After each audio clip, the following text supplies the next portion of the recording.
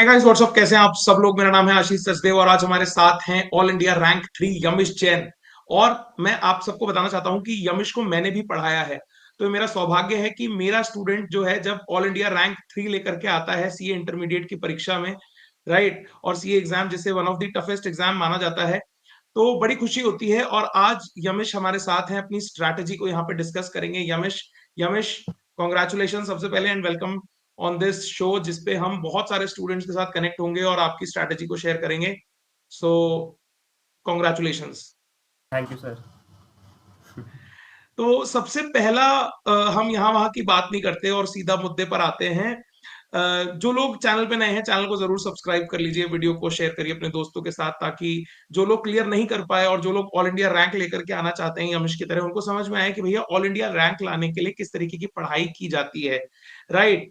और अगर आप लाइक करेंगे, शेयर करेंगे, कमेंट करेंगे, तो हम ट्राई करेंगे यमिश से कनेक्ट करने का और आपके कुछ कमेंट्स का जवाब वो खुद वहां पे दे देंगे, राइट। तो जरूर इस वीडियो को शेयर करिए दबा करके अपने दोस्तों के साथ। जो लोग डिमोटिवेटेड हैं उनको मोटिवेशन मिलना चाहिए पढ़ाई करने के लिए। सो अब स्टार्ट करते हैं अपनी बातचीत को। तो सबसे पहले मैं ये जानना चाहता हूँ कि जिस दिन रिजल्ट आया, अभी भी प्रेसिडेंट सर फोन करते हैं, शायद फोन आया था प्रेसिडेंट सर का आपके पास। हाँ सर, पापा के पास आया था उनको कॉल। अच्छा, नंबर आपने पापा के दे रखा था। हाँ, पापा का नंबर डला हुआ है उसमें। तो I I want to know the first reaction की, मतलब क्या हुआ उस समय, एकदम से क्या हुआ, मतलब पहले तुमने रिजल्ट देख लिया फिर कॉल आया, या पहले कॉल आया फिर नहीं, रिजल्ट देख। तो पापा के पास कॉल आया, वो लगभग 8:30 थे उस टाइम। तो पापा भागते हुए आए मेरे पास, ये सर का कॉल आया है। तब वो बोले यार थी आई है आपकी। बिल्कुल विश्वास ही नहीं हुआ। मतलब रिजल्ट नहीं देखा था तब तक आपने। हाँ, रिजल्ट नहीं देखा था। फिर उसके बाद खोला और रिजल्ट मैंने तो देखा। अच्छा, फिर पता लगा। अच्छा अच्छा, ऐसे लगा कि, ऐसे नहीं लगा कि कोई प्रैंक कर रहा होगा फोन करके प्रेसिडेंट हाँ, एक बार मुझे लगा है। था कि हो सकता है। पर वो पहले मतलब सर ने बताया था एक बार कि ऐसे कॉल आता है AIR 123 के। हाँ, कॉल तो आता है पर वन टू बिल्कुल थ्री उम्मीद में, नहीं हाँ। थी। अच्छा, उम्मीद नहीं थी बिल्कुल। तो मतलब पढ़ाई करते करते डिसाइड किया था कि ऑल इंडिया रैंक के लिए पढ़ाई करनी है, या बस एग्जाम दिए अपना फुल फ्लेजेड अच्छी तैयारी के साथ और रैंक आ तो थोड़ा सा तो था रैंक लानी है, पर ऐसे मतलब ये नहीं था कि लानी ही है। गया। तो वो अच्छा, नॉर्मल बस प्रिपरेशन अपना के पढ़ाई साथ ही कर रहे बस। थे। हाँ। ओके। मम्मी पापा का क्या रिएक्शन था फिर जब पता लगा कि ऑल इंडिया रैंक 3 आया है। सर पापा कहते हैं कि इतनी खुशी या तो उन्हें उस दिन हुई थी जिस दिन मैं पैदा हुआ था, या फिर इतनी खुशी उन्हें आज हुई है। That's nice, that's amazing. फिर कितनी मिठाई खाई उस दिन, ये बताओ। पर मैं बस मिठाई खा रहा हूँ तब से अभी तक। मतलब 8-10 केक काट चुका हूँ अब तक तो। 8-10 केक काट चुका, मेरे को कब बुला रहा है केक काटने के लिए। तो बस अब चलिए, तो अब मैं आपसे डायरेक्ट स्ट्रैटेजी के ऊपर बात करने के लिए सवाल पूछता हूं कि जब आपने इंटरमीडिएट की, जब पढ़ाई शुरू करी जब, ठीक है, स्टार्ट करी, तो क्या माइंडसेट था, क्या अप्रोच थी कि भैया मुझे कंसेप्ट क्लैरिटी पे ज्यादा फोकस करना है, या मुझे क्वेश्चंस की प्रैक्टिस मल्टीपल टाइम्स करनी है। इनिशियली क्या स्ट्रैटेजी थी, या इनिशियली कोई स्ट्रैटेजी थी ही नहीं, लेटर ऑन जाकर के एक दो महीने पढ़ने के बाद वो इनिशियल, मेरे को आपकी सोच जाननी है कि वहां से शुरुआत कैसे करता है एक बच्चा जो बिल्कुल रॉ है, एकदम प्लेन है, ठीक है, वनीला है, उसको फिर कैसे उसके ऊपर नर्चरिंग होती है, वो वहां से शुरुआत करिए, बताना शुरू करिए। तो बिल्कुल स्टार्टिंग में तो कोई ऐसी स्ट्रैटेजी थी नहीं, पर वो जब वीकली टेस्ट वगैरह मैंने दिए तो उससे समझ में आया कि कैसे प्रिपरेशन करनी है आगे। और टीचर्स ने भी काफ़ी गाइड करा कि कैसे कैसे पढ़ना है। वो मतलब हमें टारगेट्स देते रहते थे सर कि कब क्या पढ़ना है। ओके, तो टारगेट बेस्ड स्टडी करी, मतलब आपने बेसिकली हाँ। इनिशियली कोई ऐसा सोचा नहीं कि क्या करना है, और फिर स्मॉल स्मॉल टारगेट्स बना करके, अचीवेबल टारगेट्स बना करके आप आगे बढ़े, राइट। ये प्रिपरेशन का जो ड्यूरेशन है, आपने भी क्योंकि तैयारी करी है बहुत अच्छे से, ऑल इंडिया रैंक 3 आप लेकर के आए हो, काफी लंबा टाइम रहता है। और जैसे तुम मेरे से पढ़ते थे पहले भी, राइट, तो जब हम साल भर के लिए तैयारी कर रहे हैं, 8 महीने के लिए तैयारी कर रहे हैं, 6 महीने के लिए तैयारी कर रहे हैं, इस दौरान ना बहुत सारे ऐसे मोमेंट्स आते हैं जब हम ब्रेक डाउन कर जाते हैं एज अ ह्यूमन बीइंग। ठीक है, जब लगता है कि यार क्या होगा, मतलब इतनी सारी पढ़ाई कर ली, अब मतलब अब नहीं हो रहा है यार, कब आएगी एग्जाम, या फिर यार इतना पढ़ना पड़ता है क्या यार, मतलब अब नहीं हो रहा, मेरे से नहीं देखा जा रहा, अब क्या करूं मैं। उस टाइम पे जो वो ब्रेकडाउन मोमेंट्स आते थे, तो उसको कैसे आप एस करते थे? What was your take on those breakdown moments whenever they used to come to you? तो कभी-कभी मुझे लगता था कि जैसे पढ़ाई करने का बिल्कुल भी मन नहीं हो रहा, तो मैं बस ये किताब बंद करके बैठ जाता था, और कभी जैसे कोई सॉन्ग सुन लिए, कोई मूवी देख ली, तो मतलब स्ट्रेस नहीं होना चाहिए बिल्कुल। अच्छा, स्ट्रेस नहीं होना चाहिए। मैं ना एक यहाँ से एक सवाल पूछना चाहता हूँ, और एक एक यूनिक सवाल है, मैंने आज तक किसी टॉपर से नहीं पूछा है, लेकिन आपसे पूछ रहा हूँ। मैं जानना चाहता हूँ कि आपका कंफर्ट जोन क्या है, and what you did, how did you challenge yourself to come out of your comfort zone and study to that extent that you did in a year? तो मेरा कंफर्ट ज़ोन तो ये है कि मैं मतलब काफ़ी प्लानिंग करके ही चलता हूँ कि कैसे मुझे मतलब पढ़ाई करनी है। और तो पहले के टाइम पे मैं जैसे 11th-12th वगैरह हो गई, तो इतनी प्लानिंग मेरी रहती नहीं थी। पर अब इंटर के अंदर मैं पूरा प्रॉपर प्लॉट करता हूँ कि मुझे कब कौन सा सब्जेक्ट करना है, किस दिन कौन सा चैप्टर करना है, और ऐसे। तो पूरा आगे तक की मैं मेरी प्लानिंग मेरा रहती है। सवाल मेरा सवाल आप शायद समझे नहीं। मैं ये पूछना रहा हूँ कि आपको क्या मजा आता है करने में, कि यार ये मेरे लिए ना सिंपल चीज है, लेकिन इंटर में ना आपको उस सिंपल चीज से हट करके चीज करनी पड़ी। वो जानना चाहता हूं मैं आपसे, कि आप अपने कंफर्ट जोन, ये आपका कंफर्ट जोन है, आप उसको छोड़ करके बाहर आए, और आपने कहा कि क्योंकि ये सी इंटरमीडिएट है, यहाँ पे माहौल अलग बनेगा, यहाँ पे लड़ाई अलग तरीके से लड़ी जाएगी, वो बताइए। तो जैसे मुझे मेरे थ्योरी सब्जेक्ट्स हमेशा कंफर्ट ज़ोन के बाहर ही लगते थे। मुझे ऐसा लगता था कि मैं मेमोराइज़ नहीं करता चीज़ें जल्दी से। मतलब मेरे को रटने पे कभी फ़ोकस रहता ही नहीं था, हमेशा समझ के ही करता था मैं।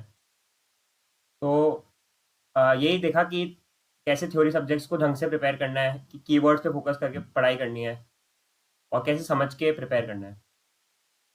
अच्छा, अब मेरे को ना सब्जेक्ट वाइज स्ट्रैटेजी पे ले चलो, जहाँ पे फर्स्ट ग्रुप के अंदर कौन कौन से सब्जेक्ट थे, और क्या क्या मटेरियल्स आपने फॉलो किया, और क्या क्या आपकी स्ट्रैटेजी रही, वन बाय वन। तो सबसे पहले ग्रुप वन की बात करते हैं, फर्स्ट सब्जेक्ट की, फिर सेकंड, फिर third, and then we'll move to group two. तो पहले तो मैं एक ओवरऑल स्ट्रैटेजी बताता हूँ, जो मैंने सारे सब्जेक्ट्स में फॉलो करी थी ऑलमोस्ट। तो मैं जितने भी क्वेश्चंस रहते थे, उन सबको 3 कैटेगरी में डिवाइड करता था, ए, बी और सी। ए कैटेगरी में वो क्वेश्चंस जो मुझे एग्जाम से जस्ट पहले करने ही है, जो मतलब एकदम बेस्ट क्वेश्चंस है। बी कैटेगरी में वो क्वेश्चंस जो मुझे रिवीजन में करने हैं। और सी कैटेगरी में वो क्वेश्चंस जो मुझे वापस नहीं करने, मतलब जो एकदम नॉर्मल क्वेश्चंस जो एक ही बार में क्लिक हो जाते हैं। मतलब इससे क्वेश्चंस काफ़ी फिल्टर आउट हो जाते थे। फिर जैसे अकाउंट्स की मैं बात करूँ, तो अकाउंट्स में मैंने मेनली स्टडी मटेरियल ही करा था आईसीएआई का फॉलो, और उसके अलावा पास्ट ईयर क्वेश्चन स्कैनर से करे थे। वही मेरी अप्रोच रहती थी कि सबको डिवाइड कर दूँ ए बी सी कैटेगरी में। और जैसे चैप्टर का जो फर्स्ट पेज होता है, उस पर मैं लिख लेता था कि कौन सा क्वेश्चन ए कैटेगरी में और बी कैटेगरी में, पेज नंबर के साथ। तो रिविजन्स काफ़ी टाइमली होते हैं उससे, और बाद में टाइम ये वेस्ट मैंने नहीं होता। बताया भी था, एक अपने वीडियो में भी मैंने बताया है कि आप किस तरीके से मतलब इस चीज को करेंगे। ठीक है, मेरा एक वीडियो है इसके ऊपर, मैं लिंक डिस्क्रिप्शन में डाल दूंगा स्टूडेंट्स के लिए। ठीक है, कि उसमें भी बेसिकली यही बताया गया है कि हाउ टू इंडेक्स, इंडेक्सिंग बोलते हैं उसको, मास्टर इंडेक्सिंग कैसे करनी है किसी भी चीज की। शायद आपने वही फॉलो किया है, बहुत अच्छा। Right, very nice. Next subject पे चलते हैं, फर्स्ट ग्रुप के सेकंड सब्जेक्ट अकाउंट्स के बाद। तो जैसे लॉ में मुझे लगता था मैं हमेशा से वीक था। मेरे फाउंडेशन में भी शायद लॉ में इतने अच्छे मार्क्स नहीं आए थे। पर इस बार मैंने देखा कि कैसे उसको इम्प्रूव करूँ। तो मैंने अपनी फाउंडेशन की सजेस्टेड आंसर वगैरह मंगाए थे, मतलब मेरी सर्टिफाइड कॉपीज मंगाई थी। और टेस्ट भी मैंने काफ़ी दिए लॉ के अंदर। फिर हम्म। मेन फोकस मेरा कीवर्ड्स पे ही रहता था कि उनको कैसे मेमोराइज करूँ। और बस ज़्यादा मैं रटता नहीं था, उसको समझ के ही करता था कॉन्सेप्ट्स को। ओके, लॉ में स्टडी मैट फॉलो किया, स्टडी कुछ मैट, हाँ, एडिशनल मतलब जो नोट्स? मेरा जो मेरे पास जो नोट्स है मेरे सर के, वो मेनली स्टडी मटेरियल पे बेस्ड ही थे। ओके, थर्ड सब्जेक्ट जो है हमारा? टैक्सेशन में मैंने इनकम टैक्सेशन में तो Correct. सिलेबस इतना वास्ट है कि कितना ही पढ़ लो, वो जब भी बुक खोलोगे कोई नई चीज़ मिलेगी ही। तो हमें उसमें एक ही फोकस रहता था कि जितने ज़्यादा हो सके क्वेश्चन ही प्रैक्टिस करूँ इनकम टैक्स में। हम्म। और जीएसटी में भी वही, मतलब कीवर्ड्स पे फोकस, कॉन्सेप्ट समझ के, मेनली फर्स्ट हम्म। मॉड्यूल के। तो उनसे मेरे को लगता है कि शायद क्वेश्चन ज़्यादा आते हैं। ओके, और फिर ग्रुप टू के अंदर जो हमारे सब्जेक्ट्स हैं, फाइनेंशियल मैनेजमेंट वगैरह हो गए सारे, ऑडिट हो गया, उसमें कैसे करा आपने? तो जैसे कॉस्टिंग है, तो कॉस्टिंग मेरे को मतलब काफ़ी पसंद है। कॉस्टिंग और एफएम दोनों ही मेरा काफ़ी इंटरेस्ट रहता है उसके क्वेश्चन सॉल्व करने में प्रैक्टिकल सब्जेक्ट्स में। तो कॉस्टिंग में जैसे जब मेरी कोचिंग चलती थी, तो जब जैसे कोई सर क्वेश्चन कराते थे, तो मेरा हमेशा ये टारगेट रहता था कि सर का वो क्वेश्चन पूरा होने से पहले वो क्वेश्चन मेरी कॉपी पे पूरा होना चाहिए। तो हम्म। मैं साथ में क्वेश्चन सॉल्व करता था। फिर बाद में जब मेरा खुद का प्रिपरेशन वाला पीरियड था, उसमें मेरे को सारे क्वेश्चन वापस करने की जरूरत नहीं पड़ी। वही सेम एबीसी में क्लासीफाई करा क्वेश्चंस को, और कुछ कुछ मतलब हाथ से प्रैक्टिस करें। ओके। ऑडिट में? ऑडिट में भी मेरा यही था कि टॉपिक को पूरा ढंग से समझना है और कीवर्ड्स को याद करना है। और जैसे ऑडिट पढ़ते पढ़ते मैं कई बार काफ़ी बोर हो जाता था कि मेरा कंसंट्रेशन नहीं बैठा। तो मैंने ये करा कि मैं बुक को लेके मतलब चलते चलते पढ़ता था पूरी ऑडिट। मैंने आधा ऑडिट का ओके। सिलेबस चल के ही पढ़ा है। अच्छा। अच्छा, मैं ना ऑडिट में ये मेरे को जो समझ में आता है, ऑडिट और खासकर जो स्ट्रैटेजिक मैनेजमेंट आपका सब्जेक्ट है, राइट, थ्योरी है वो भी, उसमें भी हाँ। बच्चों को दिक्कत आती है। उसमें कैसे करते थे आप? थोड़ा सा उसके बारे में बताइए, फिर मैं एक चीज बताऊंगा। हाँ सर, स्ट्रैटेजिक मैनेजमेंट में भी मैं ऐसे चलता तो था, और उसमें भी कीवर्ड्स पे फोकस रहता था कि आईसीआई के एग्जांपल्स भी याद हो जाए, और कीवर्ड्स भी। टॉपिक की अंडरस्टैंडिंग ही लेता था मैं उसमें मेनली। ओके। जो मेरे को ना प्रॉब्लम लगती है ना बच्चों को जो थ्योरी सब्जेक्ट्स में आती है, वो ये लगती है, चाहे वो लॉ होए, चाहे वो ऑडिट होए, चाहे वो स्ट्रैटेजिक मैनेजमेंट का सब्जेक्ट हो, या किसी और के अंदर भी, जैसे अकाउंटिंग स्टैंडर्ड्स की भी थ्योरी हो गई, या जीएसटी के अंदर जो थ्योरी हो गई, या इवन इनकम टैक्स के अंदर जो थ्योरी हो गई, वहां पे जो प्रॉब्लम बच्चों को आती है, वो ये आती है, identification of the solution to the problem. Like मतलब क्वेश्चन क्या पूछा जा रहा है और उसका आंसर क्या होगा। बच्चे को ना अक्सर यही पता नहीं चल पाता एग्जाम में कि अगर ये क्वेश्चन आया तो इसका आंसर क्या होगा।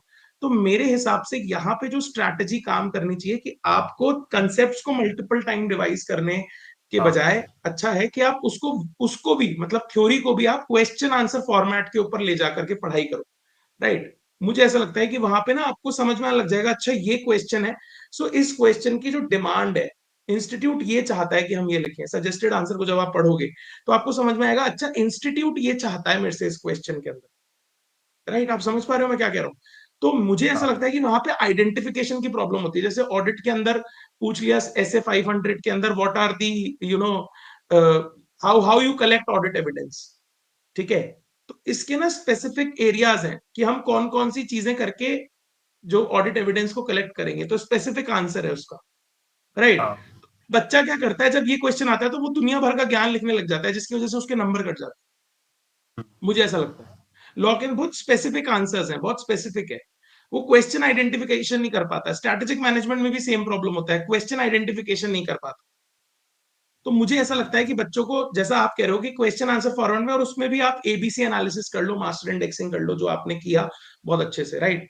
अच्छा, अब आप मेरे को ये बताइए कि आपका टाइम शेड्यूल क्या रहता था जब कोचिंग चलती थी, ठीक है, क्योंकि कोचिंग इंपॉर्टेंट है, ठीक है, इसके ऊपर हम आगे बात करेंगे, लेकिन टाइम क्या रहता था जब कोचिंग चलती थी और जब सेल्फ स्टडी का टाइम था, और कोचिंग का मंथ्स कितने थे और सेल्फ स्टडी के मंथ्स कितने थे, ये बताइए आप। तो मेरी कोचिंग पहले तो मैंने फाउंडेशन के एग्जाम जस्ट खत्म होती ही स्टार्ट कर दी थी। मैंने अर्ली बर्ड बैच ही लिया था कि मेरी 1 जुलाई से लगभग कोचिंग स्टार्ट हो गई थी। तो हम्म। कोचिंग के आवर्स शुरू में तो कम रहते थे कि 4-5 आवर्स रहते थे, पर फिर जैसे जैसे मतलब रिजल्ट आया और स्टार्ट हुई कोचिंग, तो लगभग मेरी कोचिंग रहती थी सुबह 7:30 से मैक्सिमम 4:30 तक शाम को। तो लगभग 8-9 आवर्स की कोचिंग रहती थी। उसके बाद मेरे को शाम को थोड़ा बहुत टाइम मिलता था रिलैक्स करने के बाद। मैं लगभग 6 बजे से पढ़ना चालू करता था। तो उस टाइम मैं लगभग 2 से 3 घंटे पढ़ता था कि वीकली टेस्ट जो मेरे हो रहे हैं उनकी प्रिपरेशन कर लूँ, और जो होमवर्क्स मिल रहे हैं वो उनको सॉल्व कर लूँ, मतलब सारे होमवर्क्स कर लूँ। और ये कोचिंग का ड्यूरेशन कितने महीने तक का रहा? तो मेरी कोचिंग कॉम्प्रिहेंसिव वाली, मतलब लंबी लंबी वाली कोचिंग? लगभग मेरी नवंबर तक आते आते कोचिंग कम हो गई थी, काफ़ी ड्यूरेशन कम हो गई थी उसकी। कुछ सब्जेक्ट हम्म। दिसंबर एंड तक खत्म हो गए, और कुछ सब्जेक्ट जनवरी मिड तक खत्म हो गए थे कोचिंग मेरी पूरी। और उसके बाद सेल्फ स्टडी का टाइम रहा, मतलब 2 से 3 महीना हाँ, लगभग, तीन उसके बाद चार सेल्फ महीने स्टडी का टाइम। हम्म। अच्छा, किसको ज्यादा फोकस देते हो कि मतलब सेल्फ स्टडी को, मेरी सक्सेस के अंदर 100 में से मेरे को मार्क्स देने हैं, तो सेल्फ स्टडी को मैं इतने मार्क्स दूंगा, कोचिंग को मैं इतने मार्क्स दूंगा? तो 50-50 रहेगा कि दोनों ही ज़रूरी है। अगर कोचिंग में कोई कमी रह जाती है तो सेल्फ स्टडी ढंग से हो नहीं सकती। तो दोनों ही ज़रूरी है। ओके। अच्छा, मैं ये जानना चाहता हूँ कि ऐसे कौन-सी चीज़ें हैं, जो बच्चों को डेविएट करती हैं ड्यूरिंग प्रिपरेशन? आपको लगता है कि इस वजह से शायद फ़ोकस टूटता है बहुत ज़्यादा?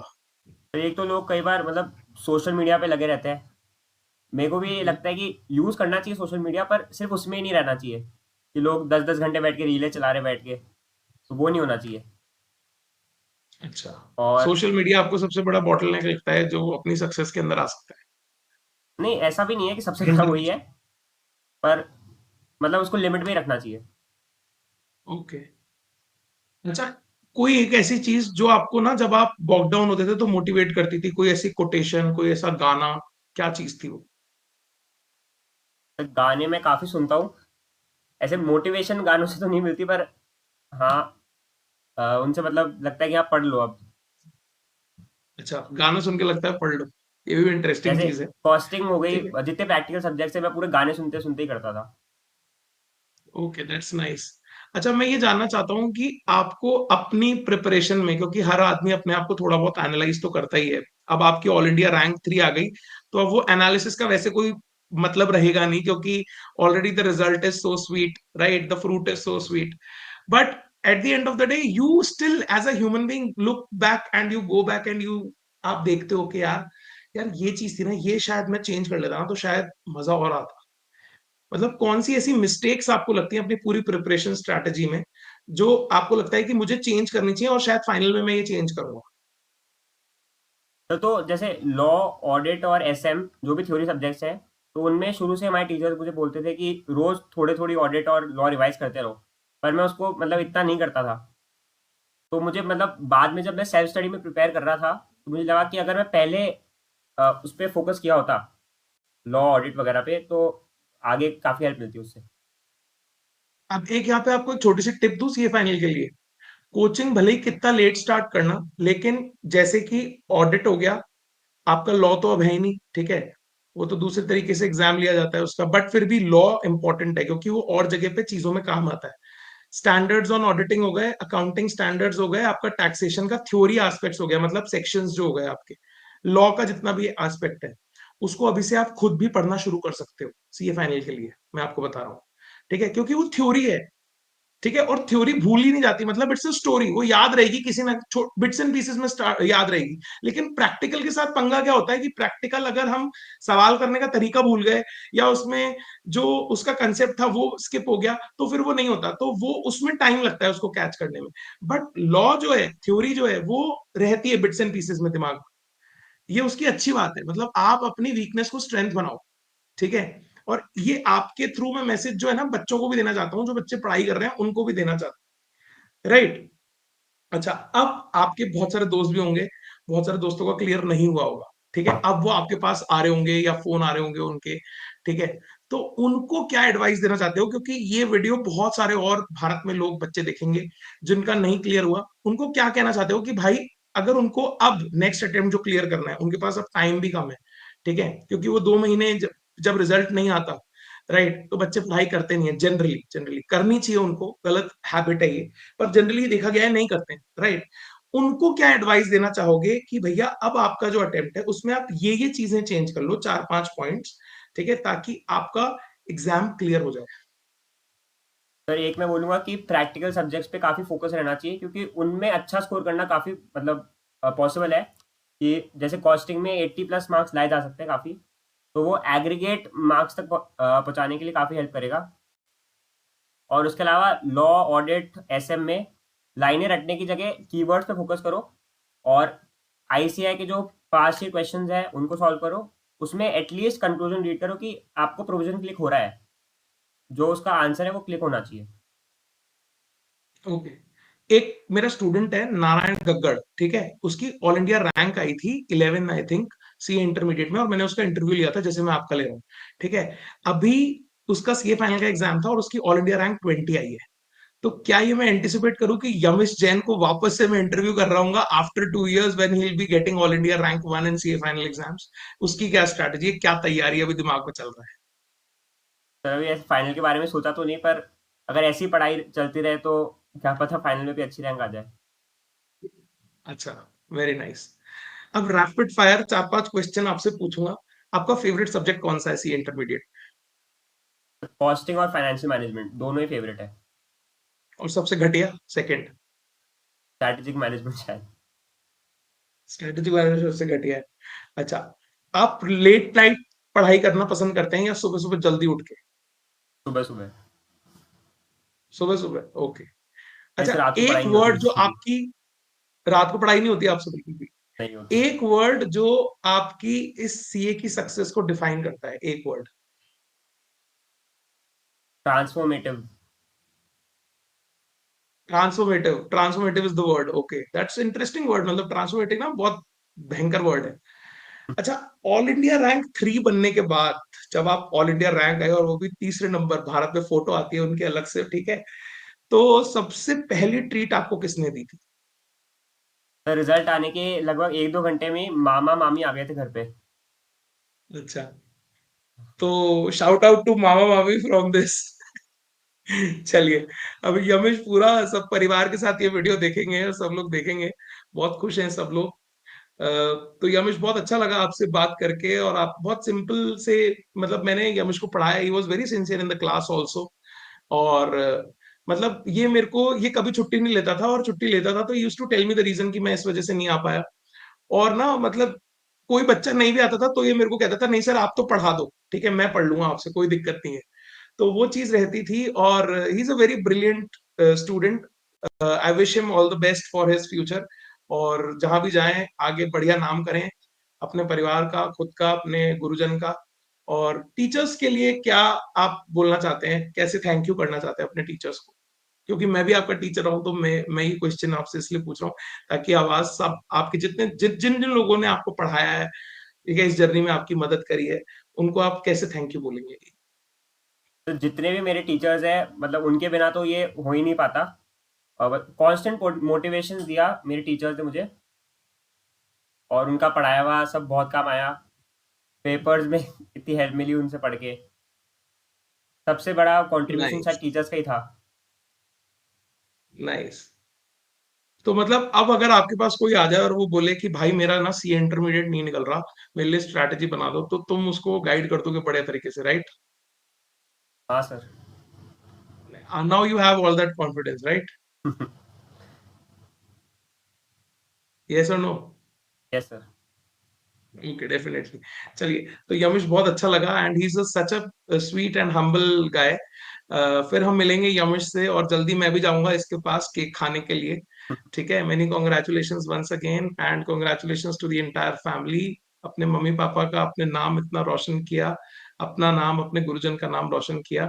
Thank you for coming in, for taking out time for all the students. और यमिश आपके कमेंट्स का जवाब जरूर देंगे, अगर आप प्रॉपर अच्छे कमेंट्स में अपना सवाल लिख करके पूछेंगे नीचे वीडियो के। वीडियो को शेयर करिए, बहुत अच्छा लगा, और लाइक करिए। मैं हमेशा एक बात कहता हूँ कि आप लोग बहुत खूबसूरत लोग हैं। Thanks for watching, have an awesome day, enjoy.